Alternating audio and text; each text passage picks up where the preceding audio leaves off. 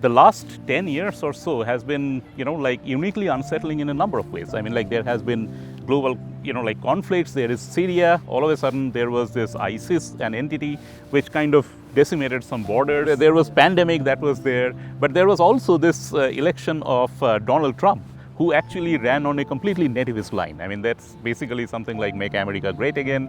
And he very recently, again, won, even after, having been convicted of a felony crime, he was still able to get a mandate for a second term. So Russia is trying to reshape, reframe its own vision of globalization. And this is something that can be identified as not exactly as de-globalization, but more as regionalization, a process of regionalization. Cultural homogeneity is basically the linchpin or the crux of what we call it as globalization today. Tune in, transcend the ordinary, and get nuanced.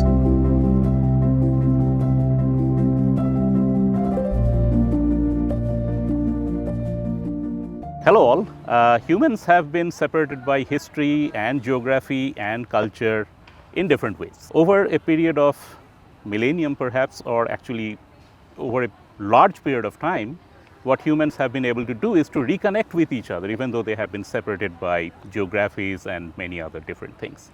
That's basically what we call globalization, the ability to actually connect with other humans on different parts of the globe. Now that connection actually happens on a multitude of levels. We can communicate with each other.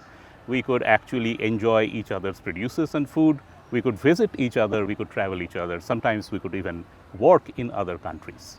Now, of course, that comes with its own challenges. So today, in this particular podcast, we are actually going to have a discussion on, is globalization coming to an end? Over the last decade or so, it has been especially disruptive. We have had the European Union, which was supposed to be something where at least the European like-minded countries came together. They actually have a monetary union, except for perhaps Great Britain. But then Great Britain as a country decided to get out of the European Union, right? And they had a referendum in which there was this phenomenon called Brexit, where Great Britain exited the European Union. So in a sense, we could say that, well, that was a way out of, if you call a grand plan of globalization, that actually happened that way, right? And then after that, of course, because of all of these multilateral organizations like NATO, right, that has been keeping on expanding in the post-Soviet era. Now we have a situation where perhaps Russia felt threatened, and now we have a major war between Russia and its neighbor, Ukraine. When we think about globalization, it's important to keep in mind its multidimensionality, because it's a phenomenon which is not only commercial, financial, technological, but also cultural and social as well. And when we talk about globalization, it's important also to make sure that we talk about it as a discourse or as a phenomenon, because globalization is more than a phenomenon, I believe. It's also a discourse and sometimes even an ideology, and especially when it can be used, weaponized, if I may say, for the interest of what today we tend to call the global north, that is to say the USA and its traditional allies and partners.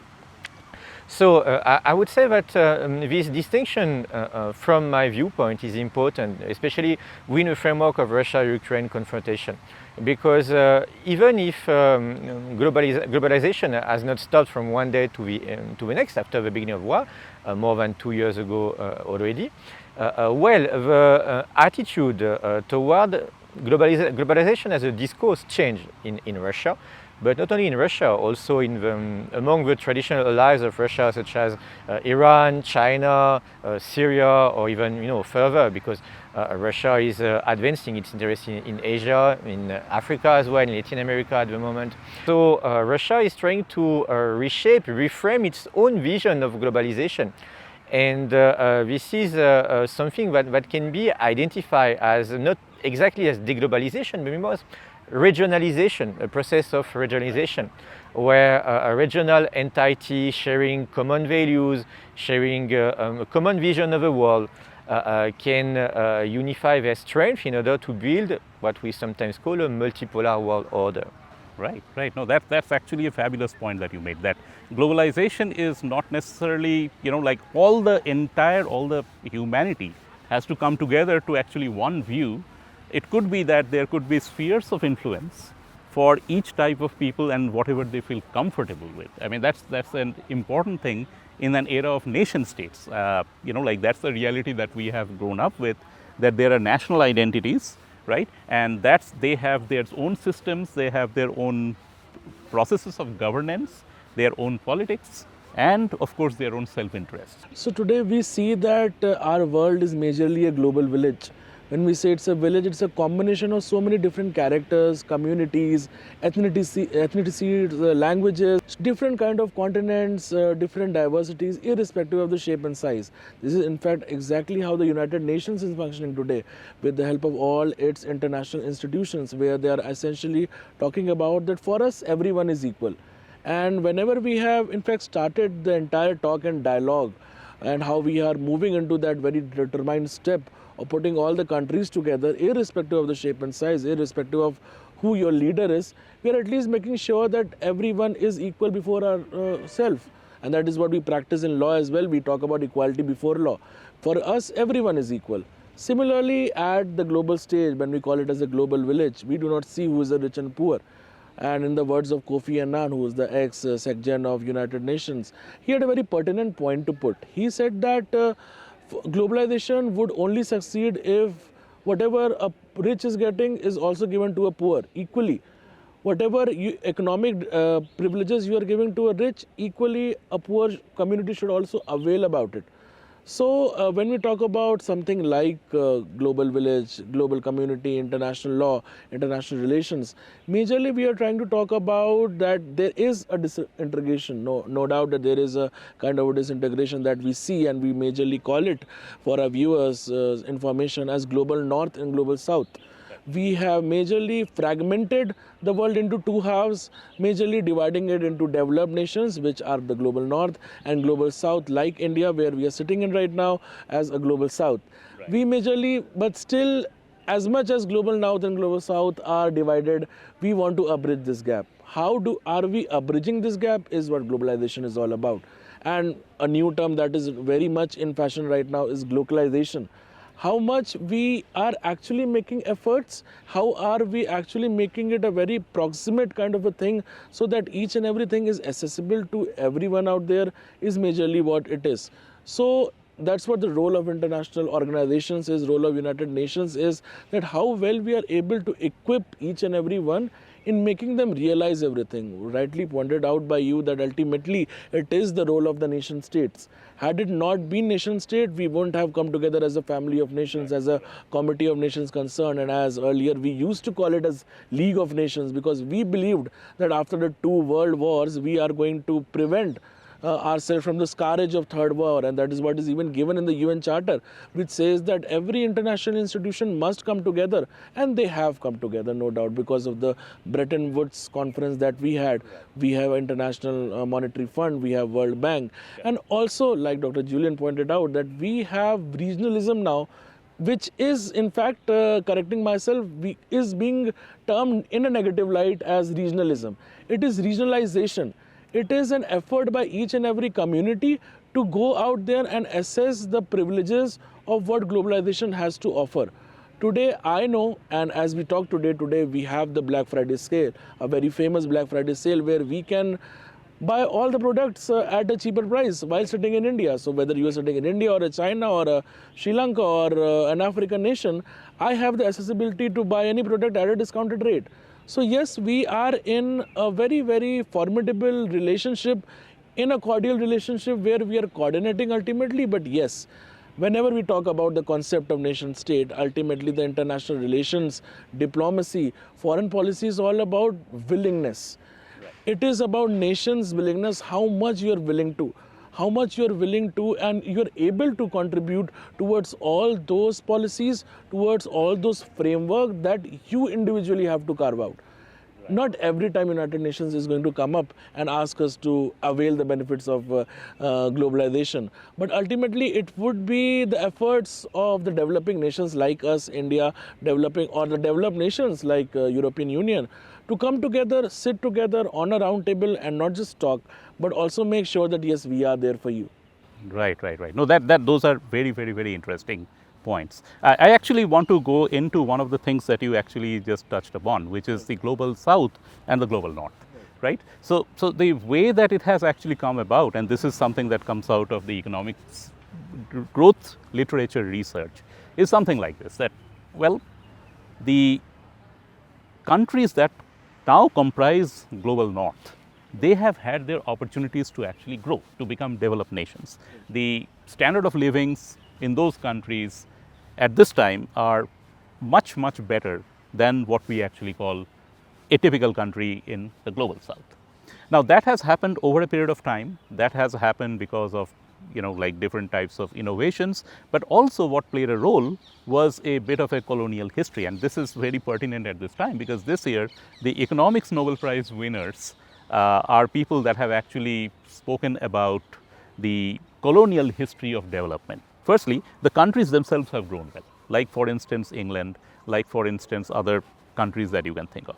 But wherever they decided they could settle, they actually created institutions, and that is where both it is political institutions on one hand, legal institutions on the other hand, right, that were instrumental in actually unleashing human creativity, if you may, right, so that we now have all of these countries like, let's say, Australia, Canada, USA, New Zealand, all of these countries that have actually been able to grow very well because the colonial settlers could settle there, right? Whereas in other countries where they came as colonialists, like India or in some other places like Africa, they realized that they could not settle there. Their famous proxy for this was to actually find out the death rate of their military when they first came into contact with these people. So, for instance, malaria and other kinds of diseases, they found out that they killed the settlers at a far higher rate than the people that those are natives, right? So then they actually created a more extractive set of institutions, right? And then basically what happened was that their goal was not necessarily to empower the citizens against the brutal power of the state, but to actually allow the state to kind of extract from the individuals, right? Now that is the history. Now after like the Second World War, all of these colonies were granted independence. What they are saying is this, that this independent set of countries now, they carry that particular legacy, right? And therefore that's basically becomes this. So in some sense, if we think about this, that there is some amount of distrust between what is now global south, who actually gained independence after the post-World War, and the global north, which has now become rich. Now, of course, there are many areas where it's of urgent interest for humanity to come together and actually cooperate with each other. For instance, climate change, right? But then the global south may feel hard done by the fact that, well, we are trying to grow. When those countries in the global north grew, there was no concept of a climate change. They actually, like used as much of fossil fuels as they wanted to. Their growth is now done. Now that we are trying to grow, now you are trying to come to us and create this kind of barriers that no, you cannot all of a sudden use fossil fuels. Now, of course, that kind of means that there needs to be that amount of cooperation. So, for instance, there are certain things that are truly global, right, and not necessarily regional. So, how do you both see the path forward, both in terms of, let's say, international diplomacy and political organization, as well as in a legal framework, to kind of have this cooperation be achieved if we actually have to get a truly global solution to these kinds of problems? You told us that one of its objectives is to bridge the gap between the rich countries, and we should bridge the gap between the rich countries and the poor countries.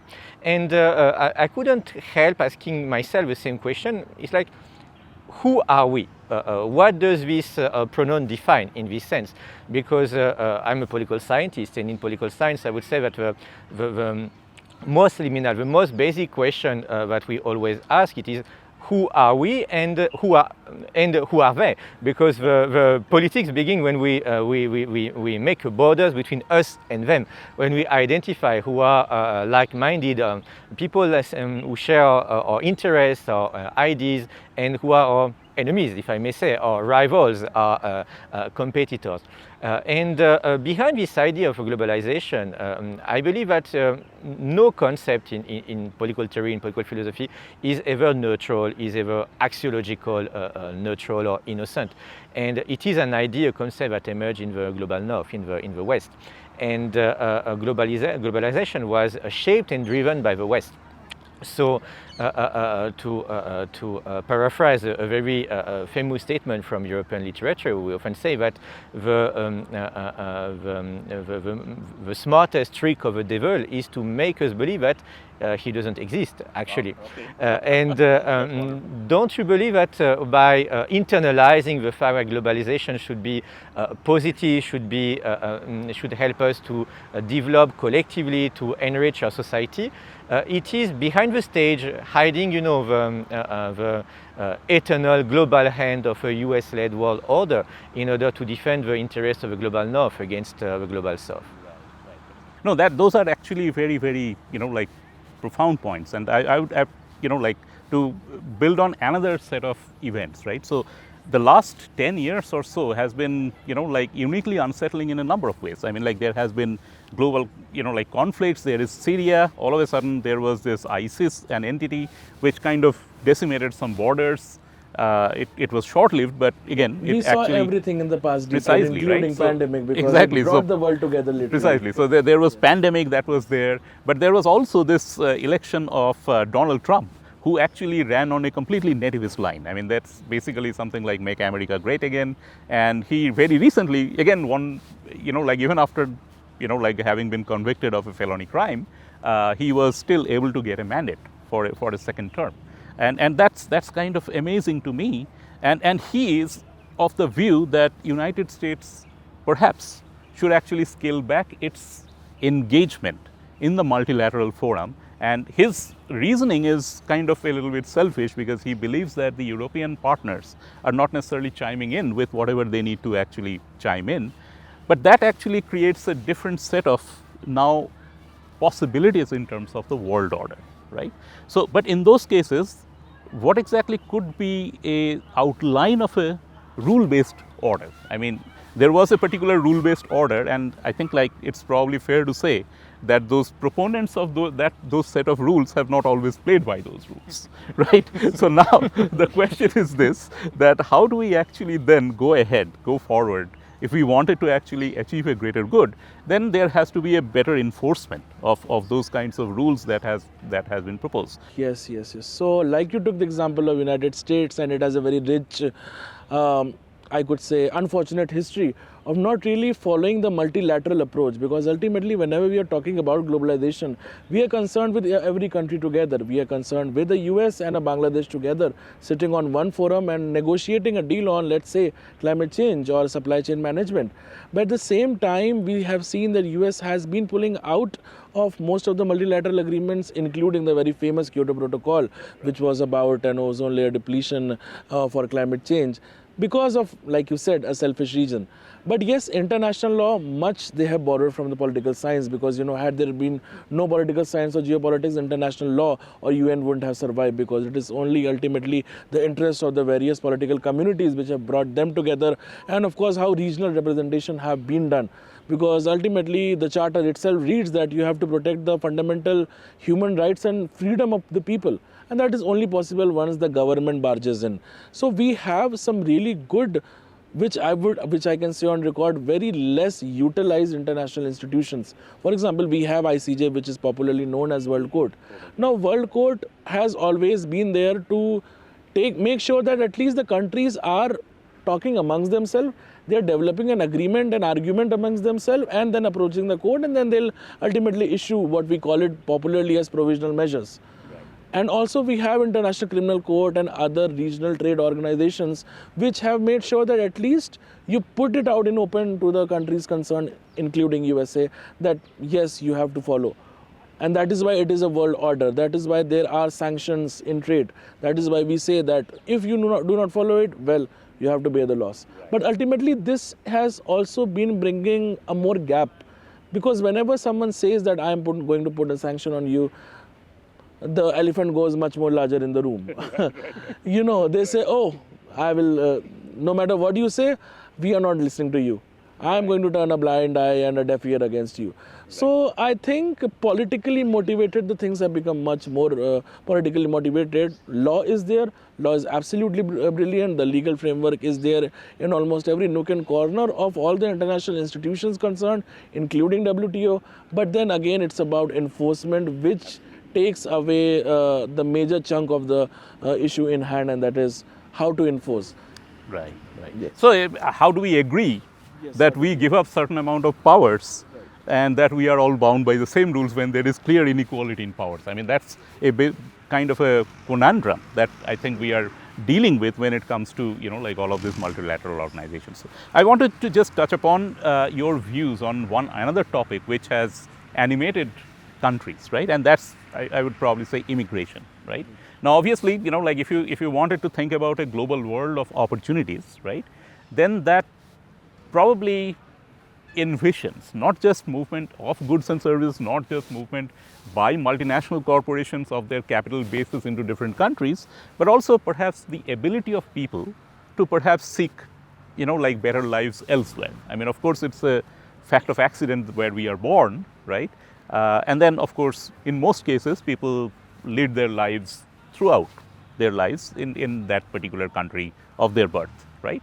But then, of course, you know, like given the fact that we have made great strides in, you know, like commuting from one country to the other and not just communication, that also leaves open the possibility of people seeking perhaps a better life in a different country from their birth, right? Now, of course, India is a country which is not particularly attractive for a variety of reasons, including the size of its population as a destination for immigrants to actually come in.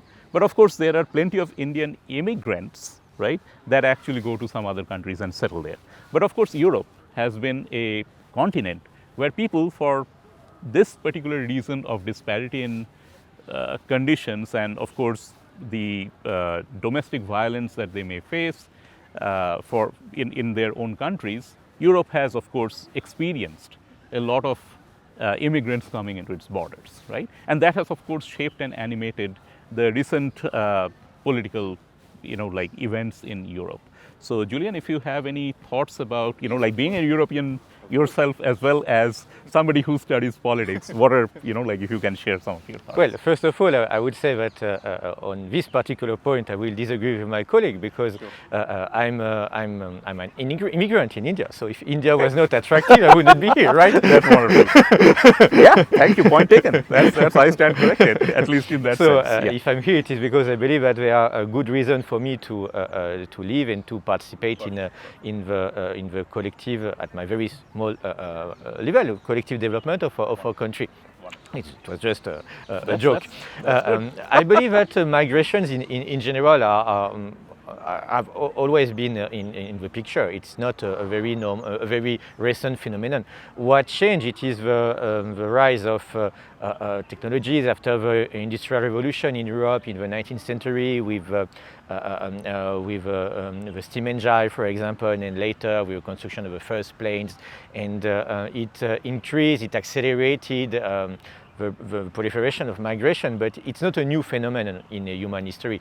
It is now massified and generalized, but it have always been here, actually. And all of us share ancestors coming from every corner of the globe, definitely. I believe that in today's world, it is impossible, except for very specific countries like North Korea, which is a very particular case, to stay apart from the rest of the world and not to take part in transnational, international organization. And we are all living in an in a highly integrated, highly interconnected society. Right. So the idea that we could close the borders and we could put an end to migration flows seem very irrelevant from my point of view. It seems idealistic from a certain perspective, because how can we do that actually? How, for example, the European Union could protect its border from immigration coming from Africa or the Middle East, except by bombing the ships, which is not on the program. It's impossible. And even if you definitely close the border, like it happened during the Cold War, for example, between the Western and the Eastern blocs. There was this border in Berlin, for example, the Berlin Wall. There was also the Iron Curtain in Eastern Europe, and people could cross the border in some cases. And some famous, directors and writers and dissidents hiding in the car and could pass through a border. So I believe it's a bit an illusion to believe that today we could come back to the world before the Industrial Revolution with very close border, without mixing our identities, our religions, our cultures. It seems impossible from my perspective. However, what we can do, it is make sure that people are able to assimilate to their new cultures. And in Europe at the moment, it is the biggest issue. I would say that in Europe and in the West at large, if we include Australia as well, and New Zealand and the US and Canada, Canada had recently tried to step back regarding its laws for immigration. It's the question of assimilation, because the industry needs more manpower. And but in what conditions these countries are able to welcome, assimilate, train this workforce coming from Africa, some South Asia? It is a real question from my perspective. Yeah, no, that's actually a fantastically important point, that this, like assimilation of new people into, like a new culture, but also perhaps sometimes a new legal system, right?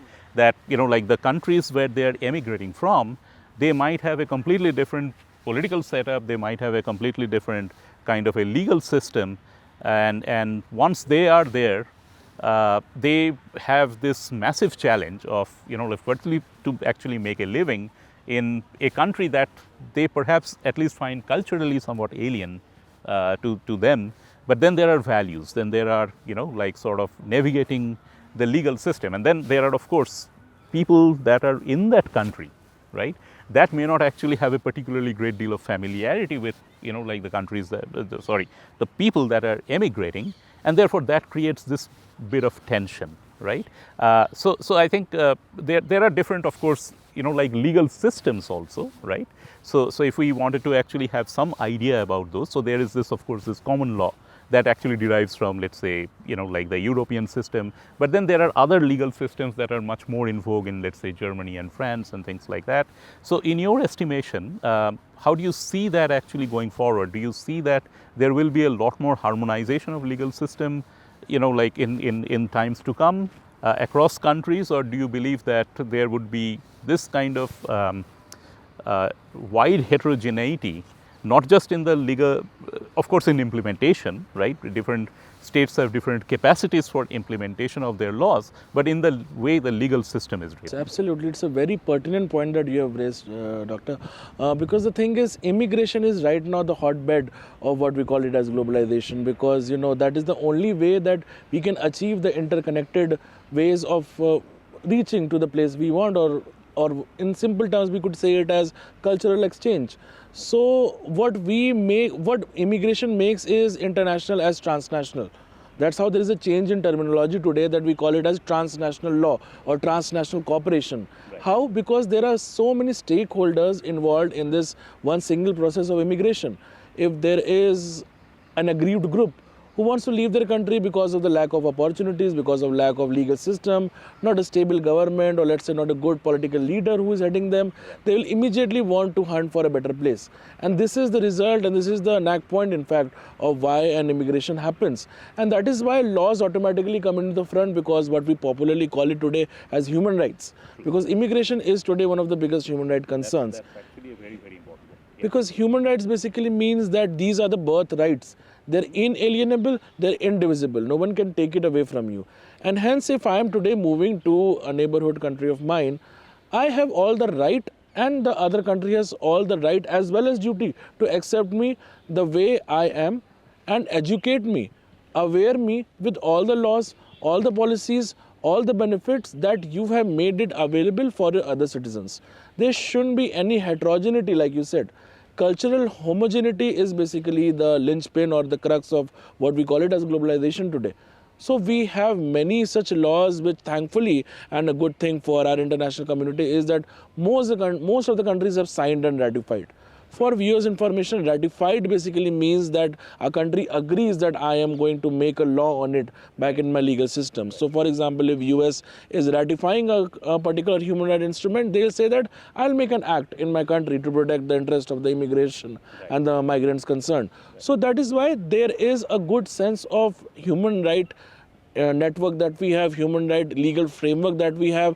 And interestingly, we have many stakeholders who have been there regionally present. A few of the names are Human Rights Watch and Amnesty International, who are making sure that they are putting all their sweat and blood in making sure that at least the immigrants, these workers, these laborers, these refugees, these indigenous people, these people who have been facing endless harms, and majorly it is because of climate change, because climate change, or we popularly call it as climate refugees or climate immigrants, they have displaced themselves because of an act of God, because of some natural disaster that has happened.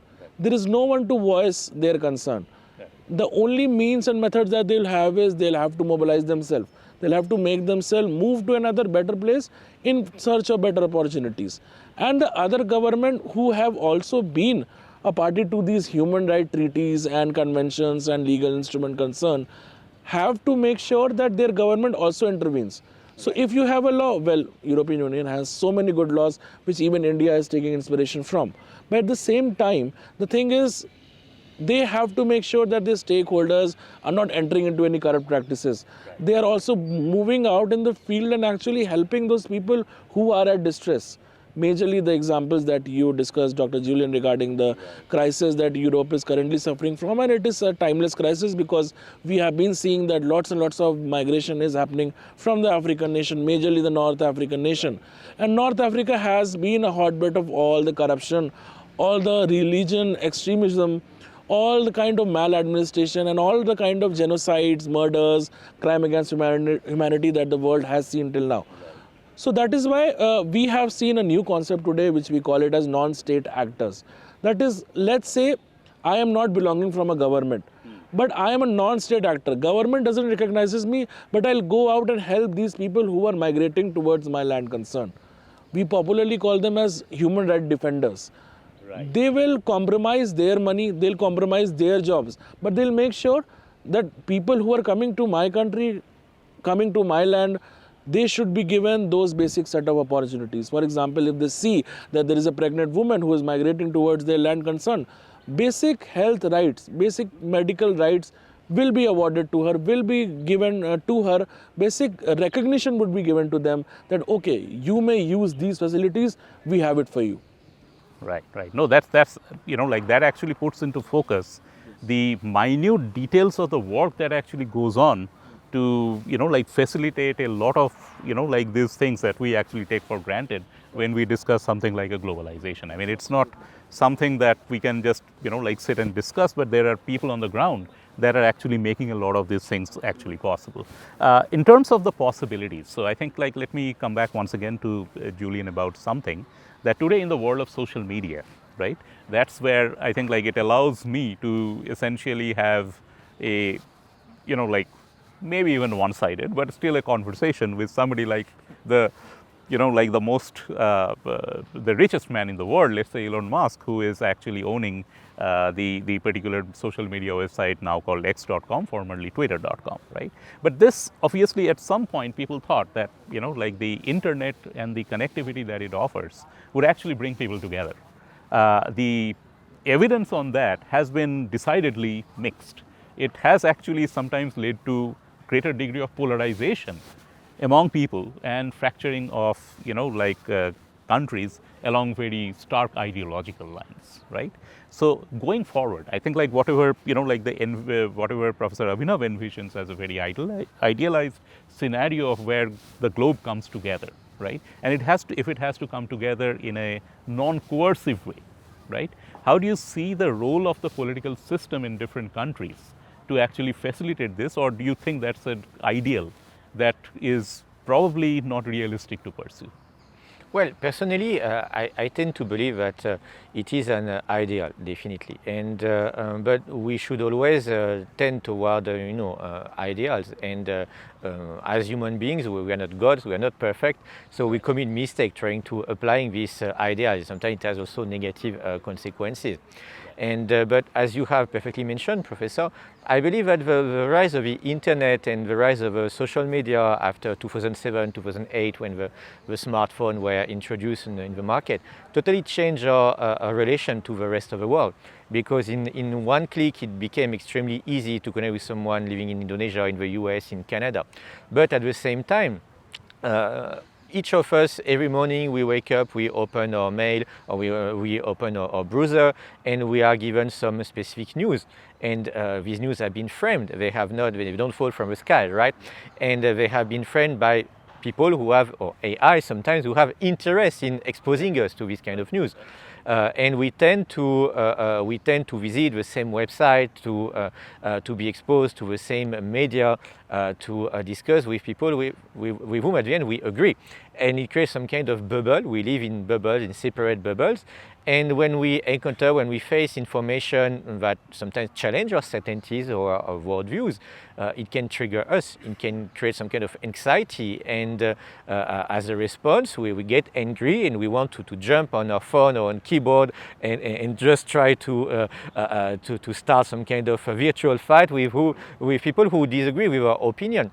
And so I believe that there was a lot of idealism in the 2010s, more or less, when we had this wave of the so-called second wave of democratization in countries like Northern Africa, for Tunisia, for example, with the Arab Spring, as we call it, which was fostered by the internet and the social media.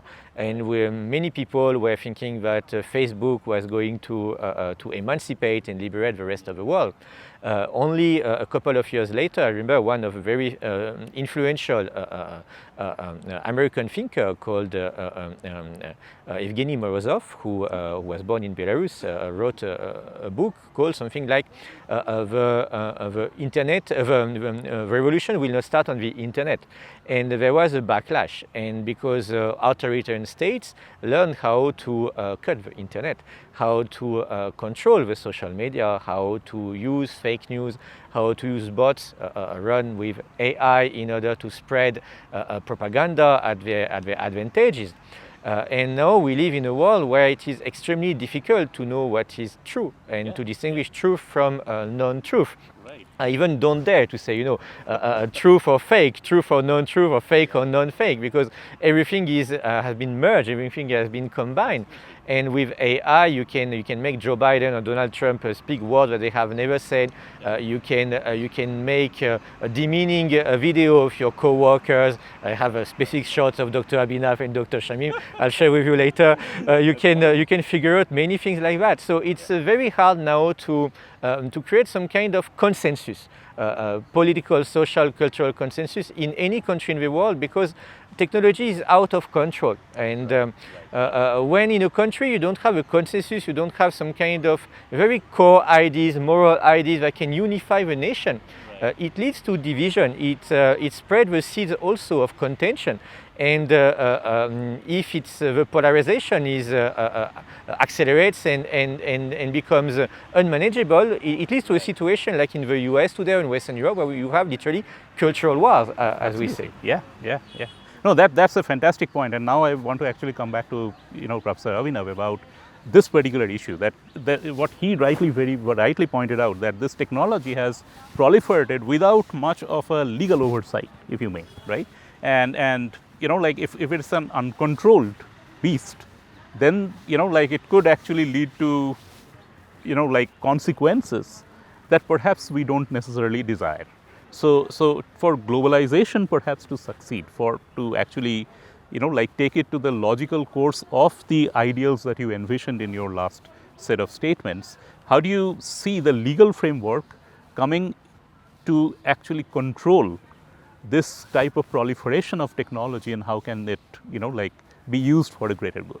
And like to a follow up to that, your overall assessment about how do we actually move forward if we have to actually have perhaps more cooperation on a global scale. Right. So basically this entire technological influx, particularly after 1990s and the advent of the LPG model, as we rightly know, has made this entire prospects very tangible. Everyone can make use and make access of the information. Again, there is no control towards it, like rightly pointed out by Dr. Julien. There is no way by which we can draw a particular line saying that you could only use it up till that point. Today we have free internets, India particularly being that one of the few countries which are offering almost free data at almost negligible amount, which makes it even more accessible, even more widespread, and a person sitting at the center, at the heart of the country, that is Delhi, or someone who is right at a very downtrodden area in some very backlashed village, would also be able to assess the good part of the technology concerned. Basically, law is also sometimes very much, tired or you're scared of this thing, because no one knows where is it coming from. Today we have this technology known as VPN. You sitting in India can say that I am operating this particular website from Malaysia or China or Japan, and no one would be able to catch hold of you. So that is why we have come up with what we are calling it as national protected systems. So what every government is coming up with is now strengthening their computer and IT laws.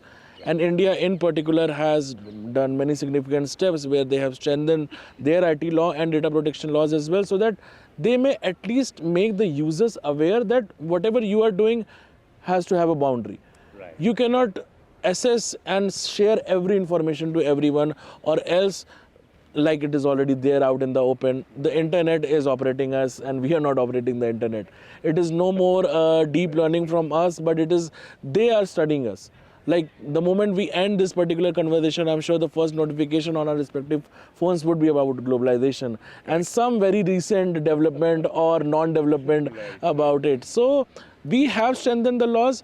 Internationally, yes, Europe again takes the lead of most number of laws with respect to AI as well as social media. For viewers' information, European Union has come up with a very celebrated law, Digital Service Act. And they have also come with an AI Act of 2024, which is passed this year itself. So we have some very good unilateral decisions and law making. It is only about time that how we make it come together and make it as a very nice, successful model. Yes, the challenges are there. Challenges are also very severe. For example, cyber terrorism. When we talk about something like social media, we see that the national security in itself goes for a toss. Because you do not know that whatever you are doing, is it tomorrow going to turn prejudicial for the entire national security at hand. So politically also it becomes very challenging for the government to trust, to believe, and that is why India has a very recently enacted Personal Data Protection Act. And other countries are also making efforts. Internationally it would be a bit difficult, because ultimately it's all about where is it occurring from. That is what we popularly call it as jurisdiction. We do not know what is the legal competency of this particular region, this particular country, this particular user. And that is why, yes, in pockets we are doing so, but I'm sure by at least the end of this decade, we would be having a very coherent set of laws which would be able to tackle this menace of social media. Right. So I think, like, if we wanted to just sum up, there is, of course, this tension between sovereignty, independence, and of course the interdependence that's implied by a global, community, global system, right? So before we conclude, just wanted to get a sense for how do you see this, globalization, as perhaps we understand it as nebulously or as concretely as possible, but how do you see it over the next decade or so? How is it playing out? Is it going to be somehow, we are going to be towards more connectivity, or do you envision a world where it is going to be less connectivity? So I would probably invite both of you to share your thoughts on this particular thing. Julien? Well, first of all, I would say that sovereignty is a very, very interesting concept to talk about contemporary politics. Because as Dr. Shamim perfectly said, we live in a world where interdependency is the norm. And we have seen during the pandemic, for example, that in some countries, such as mine, in France, it was extremely complicated just to afford simple mask or paracetamol because everything was produced in China, and the trade routes were cut, were obstructed. So it was not possible to provide the drugstore with this basic medicine. So I often tell to my students as a joke in class that sovereignty is like a pregnancy. You can't be half pregnant, you can't be half sovereign, right? Correct. And yeah. in today's world, I would say that you can't on one hand say that you want to be militarily sovereign, but you accept interdependency for food, for example, or for water. And I believe that we should reinvent, we should reframe, reshape these concepts and try to figure out something new, something which is not, mutually exclusive, like interdependency and sovereignty, to develop a more integrative approach to contemporary society. This is my take. Regarding the second part of your question, I believe that the way now is not, I would say, globalization or exactly deglobalization. It's more about hybridization. It's more about how to merge cultures, differences, techniques, technologies. And we could take numerous examples, but the first that I have in mind, it is K-pop. K-pop, it is a huge success around the world. And it is basic, Western pop music in Korean with Korean idols, and it is a reappropriation of pop culture, pop music by Korea, and its weaponization into, I would say, an asset for soft culture, for soft power. So I believe that. The question is not exactly what should be our stand between globalization or deglobalization, but how can we take advantage of globalization? I have seen that, for example, in India we also have some expressions of India pop imitating K-pop. We have more and more blockbusters imitating Hollywood movies with the same kind of patriotic message, but for India, not for the US, not for NATO, not for the West. Same in China, same in Russia, same in Turkey. And I believe that if we can't maybe become a counterweight to globalization, well, we have to adapt, we have to try to navigate through globalization, take what is positive, what helps us to grow, to live a better life for our people, for our nation, and try to, as Dr. Abhinav was saying, try to bridge the gap between poor people and rich at a domestic and international level. That's a wonderful positive note, and I just wanted to conclude on couple of thoughts here. One is that we have actually covered a fair amount of ground in terms of actually thinking about what exactly is globalization, what are the different facets of it, how it affects our lives. One lingering thought, of course, is this, that if it has to be a force for greater good, it's always going to be there. Global connectivity, I think it's a fait accompli that, it's always going to be there. The question, of course, is that globalization imposes continuous change on people. Now, some people are in well-positioned scenarios or situations to take advantage of those. There are others that are not. That actually applies to individual people. That actually applies to countries at that level. Now, the question that we have to confront is this, that how can we harness the powers unleashed by globalization for the greater good to actually even out the opportunities for all kinds of people to be able to take advantage of this, and that is when we could potentially say that, okay, globalization has been a force for the good. I think it's probably fair to say that, well, at some levels there would be a greater degree of cooperation between countries. At some other levels there would perhaps be a scale down of levels of cooperation, but certain cooperations are necessary. Certain cooperations, okay, if they don't necessarily happen, it may not be the end of the world. So therefore, like in terms of our political systems at an international level, in terms of our legal systems also once again at transnational levels, as well as economic systems, the world has to, if it has to come together, it has to actually mean something for common man across all countries.